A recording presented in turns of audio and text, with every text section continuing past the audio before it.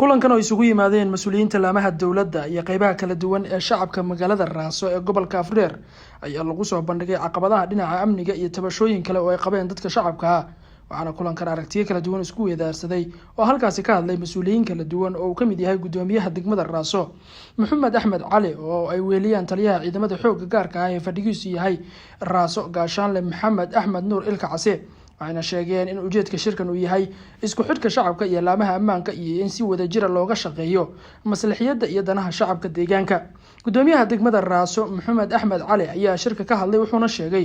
in maamulkiisu uu ka shaqeynayo xasiloonida iyo nabadgelyada degmada isagoo shacabka kaashanaya isla mar ahaantaasna ay sii dardargelinayaan mashaariicda horumarineed ee deegaanka ka socda laakiin qaar ka mid ah dadkii kulanka ka hadlay ayaa ku eedeeyay hoggaanka nabadgelyada ee deegaanka iyo mas'uuliyiinta degmadaasiba inaysan ka jawaabin xasuuq loo geystay caruur iyo dad shacab ah bishii September ee sanadkan waxaana mid ka mid ah waxgaradkii kulanka ka qayb galay oo madasha ka hadlay uu ku eedeeyay inay arrintaasi ka gaabiyeen mas'uuliyiinta heer deegaan iyo heer maamulba inay ka dhowrsomaan in lagu soo koobo hay'adaha amniga shaqadooda waxa ka habboon shacabku markii hortiisa laga hadlo tabasho badan uu shacabku tirsanaya deegaanka degmada Raaso ayba kamid ah tacaadi badan loo geystay baa jira hay'adaha amnigu kamayna hadlo waxa laga maareeyay ma jiro haddii dhimashaadii haddii dhaawac midna lagama hadlo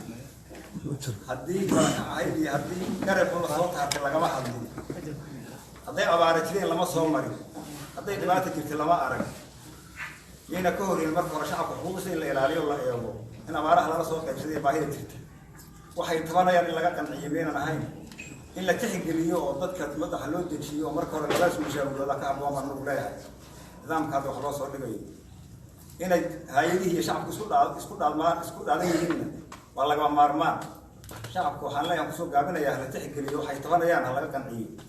يد والله يلالي حقوق ضوضة يد والله يلالي يدنا هذا iyagoo sidii bini'aadamnimada lagu tixgelinayo oo la qiimeynayo oo laga bixi oo laga dhigayo bini'aadamku sidii hay oo kale ayadaha ilaa ugu hooseeya degmada Raaso in ugu sareysa deegaanka ay wararka isgaarsiinayaan maxaa leenahay shacabka oo cabanayna hal la tixgeliyo xuquuqdooda hal la ilaaliyo waxyaabaha ay tabanayaan hal laga qabto cabashadooda gudoomiyaha ururka Ziraaj Maxamed Sheekh Cumar ayaa qaba in dawladdu aysan si wanaagsan u wajihin dhacdadii ka dhacday deegaanka Raaso ee dawlad deegaanka Soomaalida isagoo ugu baaqay dawladdu inay arrintaasi ka garaabto marka waan ka xunahay waan ka tacsiinay caruurtii lagu laayay dalaankii Raaso lagu laayay oo nimanka booliska ay dhaadeen wayna soo dhagax tuureen oo deedna xabad baan ugu jawaabnay waa arrin aad fool xun dawladdu kolkay ka hadlaysayna hadallo aan jeclaysan baa ka soo baxbaxayay oo ay ka mid ahaydeen waxaan ka tallaabo qaadaynaa cidii falkaasi ka dambeysay wax laga tallaabo qaatayna maan arag